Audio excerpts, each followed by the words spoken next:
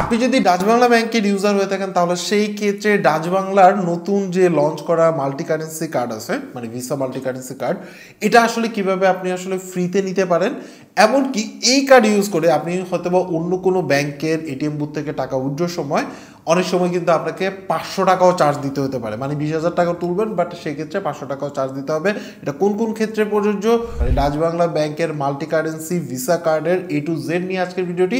I think so এই ভিডিওটি যদি আপনি প্রথম থেকে শেষ পর্যন্ত দেখেন তাহলে সেই ক্ষেত্রে এই কার্ডটা কিভাবে আপনি আসলে হাতে পাবেন ফ্রি অফ কস্টে, এবং এই ক্ষেত্রে কি সুবিধা আছে অসুবিধা আছে, কিভাবে আপনি আসলে বুস্টিংয়ের ক্ষেত্রে, মানে আপনার হচ্ছে ইউটিউব ফেসবুক বা এই টাইপের বুস্টিংয়ের ক্ষেত্রে এই কার্ডটা ইউজ করতে পারবেন। টোটাল ডিটেলস নিয়ে আজকের ভিডিওটি, মানে এই কার্ডের A to Z। সো চলুন শুরু করে আজকের ভিডিও। সো ফার্স্টেই বলে নিচ্ছি যে ভিডিওটি একটু লং হবে, বিকজ হচ্ছিল প্রত্যেকটা পয়েন্টই আমরা আসলে কভার করবো এই কার্ডের, মানে এই কার্ডের যেহেতু A to Z, সো সেই ক্ষেত্রে সকল ইনফরমেশন দেওয়া হবে। প্রথমত হচ্ছিল আপনি যদি নতুন অ্যাকাউন্ট করলেন তাহলে সেই ক্ষেত্রে তো আপনি এটা নিতে পারবেন, 1 বছরের জন্য ফ্রি অফ কস্ট থাকবে, পরবর্তী বছর থেকে 460 টাকা করে কাটবে। এখন রাইট নাও যখন ভিডিওটি পাবলিশ করছি সেই তথ্য মতে আর কি। আমার অলরেডি অ্যাকাউন্ট আছে, হইতে পারে সেটা এক্সেল অ্যাকাউন্ট, স্যালারি অ্যাকাউন্ট হতে পারে, বা আপনার হচ্ছে স্টুডেন্ট অ্যাকাউন্ট হতে পারে, বা আপনার সেভিংস অ্যাকাউন্ট হতে পারে। মানে ডাচ বাংলা ব্যাংকের যদি অ্যাকাউন্ট হয়ে থাকে তাহলে সেই ক্ষেত্রে যদি আপনার কাছে নেক্সাস কার্ড থেকে থাকে, মানে নেক্সাস যে কোনো কার্ড যদি থেকে থাকে তাহলে সেক্ষেত্রে এটাকে আপনার হচ্ছে ব্রাঞ্চে হ্যান্ডওভার করে, মানে এটাকে হ্যান্ডওভার করে মাইগ্রেট করে আপনি এই কার্ডটা নিতে পারবেন। এই ক্ষেত্রে কোনো প্রকার আপনাকে এক্সট্রা চার্জ দিতে হবে না, মানে আপনি এই কার্ডটা জমা দিয়ে এই কার্ডটা আপনি নিতে পারবেন আর কি, ভিসা কার্ডটা নিতে পারবেন। এখন কথা হচ্ছে যে এই ক্ষেত্রে চার্জ প্রযোজ্য না, কিন্তু ধরেন হচ্ছে আপনার কাছে এই কার্ডটা নাই, আপনি এই কার্ডটা হারাই ফেলছেন, তাহলে সেই ক্ষেত্রে যদি আপনার আর এই ভিসা মাল্টি কারেন্সি কার্ড নিতে হয় তাহলে সেক্ষেত্রে আপনাকে 460 টাকা আপনার হচ্ছে রিপ্লেসমেন্ট যে চার্জটা আছে সেটা আপনাকে দিতে হবে এই কার্ডের জন্য। আগের যে কার্ডটা ছিল সেটা হচ্ছে নেক্সাস কার্ড ছিল, যেটা শুধুমাত্র ডাচ বাংলা ব্যাংকের এটিএম বুথেই সাপোর্ট করতো। বাট বর্তমানে যে ভিসা কার্ডটা, ভিসা মাল্টি কারেন্সি কার্ডটা আছে, সেটা কিন্তু আপনি আসলে ডাচ বাংলা ব্যাংক ব্যতীত আদার যে ব্যাংকগুলো আছে সেই ব্যাংকের যেখানে ভিসা নেটওয়ার্ক সাপোর্ট করে এবং হচ্ছে এনপিএসবি সাপোর্ট করে, সেই জায়গায় আপনি আসলে এই কার্ডটা ইউজ করে টাকা উইথড্র করতে পারবেন। এক্ষেত্রে চার্জ প্রযোজ্য আছে। ফর এক্সাম্পল, আপনি যদি যে কোনো এনপিএসবি ভুক্ত যদি এটিএম হয়ে থাকে বা ওই এটিএম বুথে এনপিএসবি সাপোর্ট করে থাকে তাহলে সেক্ষেত্রে আপনি এটা ইউজ করে টাকা উইথড্র করলে পার ট্রানজেকশনে আপনাকে 15 টাকা করে চার্জ দিতে হবে প্রতি ট্রানজেকশন। সেক্ষেত্রে যদি আপনি 500 টাকাও তোলেন সেক্ষেত্রেও 500 টাকা, মানে আপনি 15 টাকা দিতে হবে, বা আপনি 20,000 টাকাও যদি উইথড্র করেন, মানে ওয়ান ট্রানজেকশনে যদি 20,000 টাকা উইথড্র করেন তাহলে সেই ক্ষেত্রে আপনাকে হচ্ছিল 15 টাকা চার্জ দিতে হবে। কিন্তু যদি যে টাইমে আপনি আসলে এই কার্ড দিয়ে ওই এটিএম বুথ থেকে উইথড্র করতেছেন সেই টাইমে যদি এনপিএসবি নেটওয়ার্ক কাজ না করে কোনো কারণবশত, ওই ব্যাংকের এটিএমে এনপিএসবি যদি না কাজ করে থাকে তাহলে সেই ক্ষেত্রে প্রতি ট্রানজেকশনে আপনাকে চার্জ দিতে হবে সর্বনিম্ন 150 টাকা, মানে 150 টাকা চার্জ দিতে হবে পার ট্রানজেকশন। হয়তো বা আপনি 500 টাকা তুলছেন, সেই ক্ষেত্রেও 150 টাকা আপনাকে হচ্ছিল চার্জ দিতে হবে, বা প্রতি ট্রানজেকশনে আপনার হচ্ছিল 2.5%, যেটা বেশি হয়। যদি 150 টাকা বেশি হয় তাহলে সেক্ষেত্রে 150 টাকা কাটবে, নয়তো বা 2.5% আপনাকে হচ্ছিল এটার চার্জ দিতে হবে ভিসা নেটওয়ার্ক ইউজ করার কারণে। মানে যদি ভিসা নেটওয়ার্ক ইউজ করে এটাকে উইথড্র করেন তাহলে সেক্ষেত্রে এই চার্জটা দিতে হবে। তার মানে হচ্ছিল 20,000 টাকা যদি আপনি উইথড্র করেন, যদি কোনো কারণবশত ওইখানে এনপিএসবি নেটওয়ার্কটা না কাজ করে, যেটা আসলে আগে থেকে বলা সম্ভব না কাজ করে, তাহলে সেক্ষেত্রে আপনাকে 500 টাকা চার্জ দিয়ে 20,000 টাকা তুলতে হবে আর কি। যেহেতু ভিসা নেটওয়ার্ক সাপোর্ট করে সেই ক্ষেত্রে আপনি বিকাশ, নগদ বা যে কোনো, মানে আপনার মোবাইল ফাইন্যান্সিয়াল সার্ভিস যেগুলোতে আপনার হচ্ছিল অ্যাড মানি করা যায় সেখানে কিন্তু অ্যাড মানিও করতে পারবেন, এবং হচ্ছিল এই কার্ডের মাধ্যমে আপনি দেখা যাচ্ছে বিকাশ বা নগদ থেকে আপনার হচ্ছিল এই কার্ডের মাধ্যমে আপনার হচ্ছে আপনার অ্যাকাউন্টে টাকা জমা দিতে পারবেন। মানে হচ্ছে এই প্রসেস নিয়ে আমরা অলরেডি ভিডিও পাবলিশ করছি, আপনি চাইলে সেটা দেখে নিতে পারেন। মানে আপনার বিকাশ অ্যাকাউন্টে টাকা থাকলে এই কার্ডের মাধ্যমে আপনি আপনার অ্যাকাউন্টে টাকাটা ট্রান্সফার করে দিতে পারেন, এবং চাইলে আপনি এই কার্ড থেকে বিকাশে টাকাটা অ্যাড করতে পারবেন, যেটা আগের কার্ডের ক্ষেত্রে প্রযোজ্য ছিল না, মানে আপনার আগের কার্ডে হতো না। এই কার্ডের মাধ্যমে আপনি কিন্তু এখন যে কোনো আপনার হচ্ছে ভিসা নেটওয়ার্ক সাপোর্টেড পজে আপনি আসলে পেমেন্ট করতে পারবেন। ফর এক্সাম্পল, মনে করেন যে আপনি হয়তো বা স্বপ্নতে শপিং করতেছেন, সেখানে হয়তো বা নেক্সাসের যে মেশিন, পজ মেশিন আছে সেটা নাই, বাট অন্য ভিসা বা অন্য ব্যাংকের আপনার হচ্ছে পজ মেশিন আছে যেটাতে ভিসা নেটওয়ার্ক সাপোর্ট করে, আপনি কিন্তু সেখানে পেমেন্ট করতে পারছেন।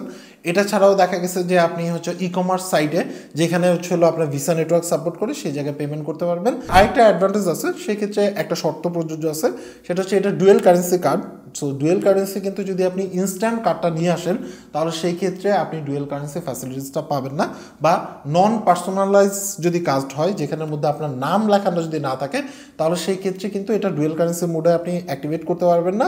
শুধুমাত্র আপনার সিঙ্গেল কারেন্সি মানে বিডিটি বা বাংলাদেশি টাকাতে আপনি আসলে এটাকে ইউজ করতে পারবেন। সহজ ভাষায় যদি বলতে চাই, এটাকে যদি আপনি আসলে কাস্টমাইজ করে নেন, কাস্টমাইজ বলতে হচ্ছে আপনি সাথে সাথে গিয়ে এই কার্ডটা না নিয়ে এসে কাস্টমাইজ এই মাল্টি কারেন্সি ভিসা কার্ডটা আপনার লাগবে, তাহলে সেই ক্ষেত্রে ওইখানে যদি আপনি অ্যাপ্লিকেশন দিয়ে আসেন তাহলে 5 কর্মদিবস থেকে তারা বলছে আর কি 5 কর্মদিবসের মধ্যে আপনার নামে এই কার্ডটা চলে আসতে পারে। বাট এই ক্ষেত্রে আমার কাছে মনে হয় না যে 5 কর্মদিবসে পাবেন, একটু টাইম বেশি লাগতে পারে, হয়তো ধরে রাখেন যে 7 থেকে 10 দিন বা 1 মান্থও লাগতে পারে। ইটস ডিপেন্ড আপনি আসলে কোথা থেকে অ্যাপ্লাই করতেছেন, কোন ব্রাঞ্চ থেকে অ্যাপ্লাই করছেন সেটার উপর ডিপেন্ড করে। তো যখনই আপনি পার্সোনালাইজ কাজ নিয়ে আসবেন সেই ক্ষেত্রে আপনি এটার মাধ্যমে বুস্ট করা থেকে শুরু করে অনলাইন যে পেমেন্টগুলো বা ইউএসডিতে যে পেমেন্ট আছে সেটা কিন্তু আপনি এই কার্ডের মাধ্যমে করতে পারবেন যদি আপনার পাসপোর্ট থেকে থাকে। ধরেন আপনার পাসপোর্ট যদি না থাকে তাহলে সেক্ষেত্রে এটার মাধ্যমে আপনি কিন্তু এই ইউএসডি পেমেন্টটা বা আমরা যে হচ্ছে ডলার বা বুস্টিংয়ের জন্য যে কার্ডটা খুঁজি সেই কার্ড হিসাবে ইউজ করতে পারবেন না। আপনার যদি পাসপোর্ট থাকে সেটাকে যদি আপনি এন্ডোজ করে আসেন এই ব্যাংকে তাহলে সেই পরিমাণ অর্থ বা সেই পরিমাণ আপনার হচ্ছে হলো ইউএসডি আপনি অনায়াসে এটার মাধ্যমে পেমেন্ট করা, বুস্ট করা বা ইউএসডি বা মাল্টি কারেন্সির ক্ষেত্রে আপনি আসলে এটাকে ইউজ করতে পারবেন। বা আলি এক্সপ্রেস থেকে যদি প্রোডাক্ট অর্ডার করেন সেই ক্ষেত্রেও আপনি চাইলে এই কার্ডটা ইউজ করতে পারবেন। বাট এই ক্ষেত্রে অবশ্যই আপনাকে পার্সোনালাইজড কার্ড নিতে হবে, ইনস্ট্যান্ট যে কার্ডটা দেয় সেটা কিন্তু হবে না। এই কার্ডটা কি আমি যে কোনো অ্যাকাউন্টের ক্ষেত্রে নিতে পারবো কিনা? আপনি যে কোনো অ্যাকাউন্টের ক্ষেত্রে নিতে পারবেন, বাট এই ক্ষেত্রে একটা ব্যাপার আছে, তাদের ইনফরমেশন অনুসারে আমার কাছে তারা যে ইনফরমেশন দিয়েছে সেই অনুসারে রাইট নাও যখন ভিডিওটি পাবলিশ করছি সেই অনুসারে আপনি যদি স্টুডেন্ট অ্যাকাউন্টের সাথেও এই কার্ডটা নেন বা এক্সেল অ্যাকাউন্টের সাথেও যদি এই কার্ডটা নেন সেই ক্ষেত্রে তাদের যে চার্জ ছিল 230 টাকা ইয়ারলি, সেই চার্জটা কিন্তু চেঞ্জ হয়ে যাবে, আপনার হলো 460 টাকা হয়ে যাবে পার ইয়ারলি আপনাকে চার্জ করা হবে। মানে যে অ্যাকাউন্টের অ্যাগেনস্টই নেন না কেন রাইট নাও 460 টাকা করে আপনাকে বছরে ইয়ারলি ফি দিতে হবে আর কি, এই কার্ডটা যদি আপনি ইউজ করেন। আগে যে নেক্সাস কার্ড ছিল সেই কার্ডের ক্ষেত্রে আপনি যদি আসলে 12টা পজ ট্রানজ্যাকশন করতেন তাহলে সেক্ষেত্রে এটা যে চার্জ ছিল সেটা ওয়েভ হয়ে যেত বা আপনি আসলে ওটা দিতে হতো না। বাট এই কার্ডের ক্ষেত্রেও এটা একই সিস্টেম আছে, বাট এই ক্ষেত্রে অবশ্যই আপনি যখনই পোস্ট ট্রানজেকশন করবেন, এটা কিন্তু ই কমার্স সাইটের ক্ষেত্রে প্রযোজ্য না, শুধুমাত্র আপনি যে কোনো স্টোর থেকে যদি পোস্ট ট্রানজেকশন করেন, বাট সেই ক্ষেত্রে অবশ্যই নেক্সাস গেটওয়ে যদি ইউজ করে আপনি 12টা পোস্ট ট্রানজেকশন করেন বা ধরেন হচ্ছে কেনাকাটা করছেন, পেমেন্ট করছেন এটার মাধ্যমে, সেটা নেক্সাস গেটওয়ে বা নেক্সাসের যে আপনার হচ্ছে পজ মেশিন আছে সেটা ইউজ করে যদি আপনি পেমেন্ট করেন, যদি 12 বার পেমেন্ট করেন তাহলে এই 460 টাকা আপনাকে দিতে হবে না, মানে এটার চার্জটা ওয়েভ হয়ে যাবে, আপনাকে এই চার্জ দিতে হবে না। তো ডাচ বাংলা ব্যাংকের একটা উইয়ার্ড সিস্টেম যেটা আমি অন্য কোনো ব্যাংকের ক্ষেত্রে আমার ইউজ করা কোনো ব্যাংকের ক্ষেত্রে আমি দেখিনি, সেটা হচ্ছে যে একটা নির্দিষ্ট পরিমাণ মনে করেন 10 বার ট্রানজ্যাকশন করার পরে আপনার হচ্ছে প্রতি ট্রানজ্যাকশনের ক্ষেত্রে তাদেরকে 5 টাকা করে চার্জ দিতে হয়। সো এটা আমার কাছে উইয়ার্ড মনে হয় যে আমি কার্ড নিতেছি, কার্ডের ক্ষেত্রে আমি কার্ড দিয়ে 100টা ট্রানজ্যাকশন করবো, আপনার তো একটা লিমিট আছে যে আমি হয়তো বা ডেইলি 50,000 টাকা তুলতে পারবো বা 80,000 টাকা তুলতে পারবো। সো সেই ক্ষেত্রে আবার ট্রানজেকশন এক মাসে আমি হচ্ছে 5টার বেশি করতে পারবো না, 10টার বেশি ট্রানজেকশন করতে পারবো না, উইয়ার ট্রানজেকশন লিমিট, যেটা আমার কাছে মনে হয় ডাচ বাংলা ব্যাংকের রিথিঙ্কিং করা উচিত যে এইভাবে করে আসলে অ্যাটলিস্ট কার্ডের ক্ষেত্রে হয় না, তাহলে আমি কার্ডের ক্ষেত্রে চার্জ দিতেছি কি করতে, শুধুমাত্র কার্ডটাকে মানে শোপিস হিসাবে ইউজ করার জন্য কিনা আমি জানি না, বাট এই জিনিসটা অ্যাটলিস্ট তাদের মাথায় থাকা উচিত। বা আপনি একটু অ্যানালাইসিস করে দেখেন আপনারা যে অন্য ব্যাংকে এরকম কোনো উইয়ার্ড লিমিটেশন নাই যে আমি 10 বার ইউজ করার পরে পরের বার যতবার ট্রানজেকশন মানে আপনার হচ্ছিল যতবার আমি আসলে উইথড্র করবো ততবারের জন্য প্রতি ট্রানজেকশনে আমাকে 5 টাকা করে তাদেরকে চার্জ দিতে হবে এটিএম ইউজ করার জন্য। এটা আমার কাছে উইয়ার্ড লাগছে। আপনার অ্যাকাউন্ট যে ক্যাটাগরির অ্যাকাউন্ট হতে পারে, সেটা সেভিংস প্লাস হোক বা সেভিংস হোক, স্টুডেন্ট হোক, যেই ক্যাটাগরির আপনার অ্যাকাউন্ট যে সিস্টেমে আগে ছিল সেই হুবহু সেম সিস্টেমটা এটার ক্ষেত্রে প্রযোজ্য হবে। আর যদি আপনার সেই সিস্টেম না থেকে থাকে, দেখা যাচ্ছে এক্সেল অ্যাকাউন্ট বা কিছু অ্যাকাউন্টের ক্ষেত্রে ওটার কোনো সিস্টেম নাই, তো সেই ক্ষেত্রে আপনার এই চার্জ দিতে হবে না। সো ডিপেন্ড অন আপনার আগের যে কার্ডের যে সিস্টেমটা ছিল সেই সিস্টেমটাই আবার এটার ক্ষেত্রে অ্যাপ্লিকেবল। বাট এটার ক্ষেত্রে আরেকটা ঝামেলা আছে, ঝামেলাটা হচ্ছিল এটা যে আপনার যে ফ্রি ট্রানজেকশনগুলো আছে, ফ্রি বলতে চলো আপনার তো কার্ডে চার্জ দিতে হয়, তারপরে যে ফ্রি ট্রানজেকশন তাদের মতে যে আপনার হচ্ছে 5টা বা 10টা যে ফ্রি ট্রানজেকশন, সেই ট্রানজেকশনের মধ্যে যদি আপনি আসলে ধরেন আপনি 9টা ট্রানজ্যাকশন করছেন, 10 নম্বর ট্রানজ্যাকশন আপনি অন্য ব্যাংকের এটিএম থেকে উইথড্র করার ক্ষেত্রে ইউজ করছেন, তাহলে সেক্ষেত্রে আপনি উইথড্র করতে পারবেন। বাট 10টা ট্রানজ্যাকশন আপনি এই ব্যাংকে করে ফেলছেন, এখন অন্য ব্যাংকে গিয়ে বা অন্য ব্যাংকের এটিএম যেটাকে বলে সেই এটিএমে গিয়ে আপনি যখন হচ্ছে উইথড্র করবেন তখন কিন্তু আর এটা ডিক্লাইন দেখাবে, আপনি হচ্ছে টাকা উইথড্র করতে পারবেন না অন্য ব্যাংকের এটিএম থেকে। সো এটা আমার কাছে একটা উইয়ার্ড ব্যাপার মনে হয়েছে যে আমি অন্য ব্যাংকের এটিএমে গিয়ে দেখা যাবে যে আমি হয়তো বা জানি না যে আমার কটা ট্রানজ্যাকশন হয়ে গেছে, আমি বারবার দিচ্ছি ডিক্লাইন হচ্ছে, আমি হয়তো বা ভাববো যে কার্ডের প্রবলেম বা নেটওয়ার্ক প্রবলেম। সো এটা আপনার মাথায় রেখেন, তাহলে নেক্সট টাইম ইউজ করার ক্ষেত্রে আপনার মাথায় থাকবে যে এই সিস্টেমটা কিন্তু এখন পর্যন্ত আছে। সো আমার কাছে মনে হয় এই ওয়েট সিস্টেমটা অ্যাটলিস্ট রিমুভ করা উচিত, এরপর আপনাকে আর একটু ক্লিয়ার করা যাবে। সো চলুন আমরা আসলে ডাচ বাংলা ব্যাংকের সাথে কথা বলি। আসসালামু আলাইকুম, ডাচ বাংলা ব্যাংক থেকে নিপা বলছি। কিভাবে আপনাকে সহযোগিতা করতে পারি? ওয়ালাইকুম আসসালাম। কিছু ইনফরমেশনের জন্য কল দিলাম। আপনাদের নতুন লঞ্চ করা Nexus multi currency debit card সম্বন্ধে একটু জানতে চাচ্ছিলাম আর কি। মানে ভিসা মাল্টি কারেন্সি কার্ডের কথা বলছেন? জি, যে এটা ফ্যাসিলিটিস এন্ড হচ্ছিল লিমিটস এন্ড এই ক্ষেত্রে আমার আচ্ছা, এটা মূলত হচ্ছে মাল্টি কারেন্সি, এটা ডাইনামিক কারেন্সি সাপোর্ট করবে। আপনার অ্যামাউন্ট বিডিটি তেই থাকবে। আপনি পাসপোর্ট দ্বারা ডলার এন্ডোর্সমেন্ট করে নিলে ইউএসডি বা আদার কারেন্সিতে এটা ব্যবহার করতে পারবেন, এবং এটা আদার ব্যাংকের এটিএম থেকেও টাকা ওঠানো যাবে, আদার পজ মেশিনে ট্রানজাকশন করা যাবে, আদার পেমেন্ট গেটওয়েতে লেনদেন ইনশাল্লাহ করা যাবে। এটা আপনার অ্যাকাউন্টের এগেইনস্টে যদি নিতে চান তাহলে সেটাও নিতে পারবেন। এটা যে কোনো ব্রাঞ্চ থেকে আবেদন করা যাবে। পার্সোনালাইজ কার্ড যেটা কিনা আপনার নাম লেখা থাকবে, মিনিমাম 5টা কর্মদিবস সময় লাগবে ব্রাঞ্চে এটা আবেদন করার পর। রেডি হয়ে আসার পরে ব্রাঞ্চ থেকে কার্ডটা সংগ্রহ করতে পারবেন। একটা অ্যাকনলেজমেন্ট স্লিপ থাকে জেনারেলি, যেটা সিগনেচার করে ব্রাঞ্চকে দিয়ে আসলেই ব্রাঞ্চ এটা অ্যাক্টিভ করে দিবে, তো ব্রাঞ্চকে প্রসেস করে দিবে অ্যাক্টিভেশনের জন্য। ডুয়াল কারেন্সির ক্ষেত্রে আমি যদি ইনস্ট্যান্ট কার্ড নিয়ে আসি তাহলে কি আমি ডুয়াল কারেন্সি পোর্শনটা ইউজ করতে পারবো, মানে কাস্টমাইজ ছাড়া? নন পার্সোনালাইজ কার্ড যেটা আছে এটাতে অ্যাকচুয়ালি এন্ডোর্সমেন্টের সুবিধাটা হবে না। তার কারণ হচ্ছে বাংলাদেশ ব্যাংকের গাইডলাইন অনুযায়ী একজন গ্রাহক 12,000 মানে ডলার ইনভেস্টমেন্ট করে ব্যবহার করতে পারে। এখানে সিকিউরিটি পারপাসে কার্ডের নাম্বার আপনার পাসপোর্টে যখন এন্ডোর্সমেন্ট করা হয় এটা একটা সিল যায় আপনার নাম সহ, কিন্তু যেহেতু এখানে আপনার নাম নেই, সিকিউরিটি পারপাসে এইটা আসলে এন্ডোর্সমেন্ট করা যাবে না।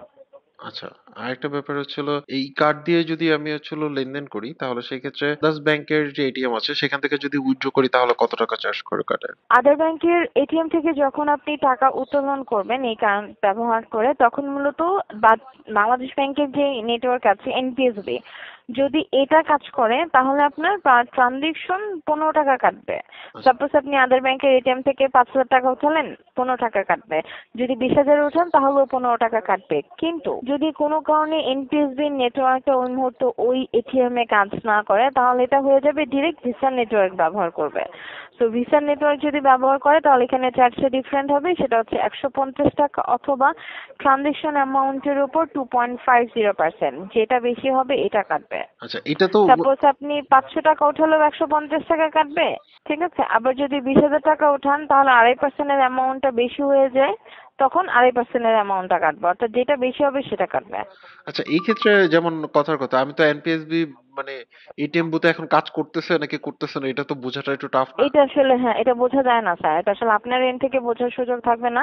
ইভেন এটা আমরাও আপনাকে কনফার্ম করতে পারবো না। এটা ওই ওই মুহূর্তে ওই ব্যাংকের এটিএম এর উপর ডিপেন্ড করবে, যেটা আসলে অ্যাডভান্স গেস করা বা অ্যাডভান্স বলার সুযোগ হয় না। না, নরমালি তো আমরা যে যে ব্যাংকগুলা এনপিএসবি এনপিএসবি বুথ আছে, নেটওয়ার্কটাই হ্যাঁ। হয়, হ্যাঁ। জেনারেলি কাজ করে এনপিএসবি নেটওয়ার্কটাই, বাট বাই এনি চান্স যদি ওই মুহূর্তে কাজ না করে তাহলে এটা কাটবে। আচ্ছা, আরেকটা বিষয় একটু কনফার্ম করছি, আপনার কার্ডের নেক্সাস ডেবিট কার্ড যেটা প্রিভিয়াসলি ছিল সেটা কিন্তু 230 টাকা ছিল। এই কার্ড কিন্তু আমাদের লাস্ট আপডেট অনুযায়ী 460, 460 এটা কি মানে ভ্যাট সহ। সবগুলাতে যে কোনো মানে হ্যাঁ, অ্যাকাউন্টে এখন হচ্ছে? অ্যাকাউন্টের সাথে নিলেই এটা 460 এখন পর্যন্ত কমিউনিকেশন আছে।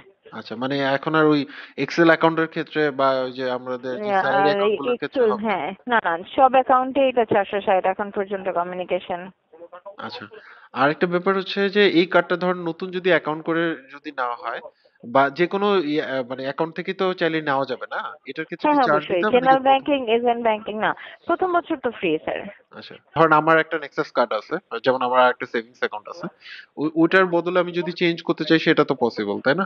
বুঝিনি স্যার, আরেকবার বলবেন, সরি। ধরেন হচ্ছিল আমার আরেকটা মানে সেভিংস অ্যাকাউন্ট আছে, হ্যাঁ, ওই হ্যাঁ, হ্যাঁ। অ্যাকাউন্টের এগেইনস্টে যদি আমি এই কার্ড নিতে চাই, যেমন আমার নেক্সাস কার্ড আছে, তারপর আমি আরেকটা নতুন কার্ড নিতে চাচ্ছি, সেই ক্ষেত্রে কি হ্যাঁ, হ্যাঁ, কোনো আপনি চার্জ আপনার পড়বে? নেক্সাস কার্ডটা ব্রাঞ্চে সাবমিট করে মাইগ্রেশন করে আপনার হচ্ছে ভিসা মাল্টি কারেন্সি কার্ডের আবেদন করে আসবেন।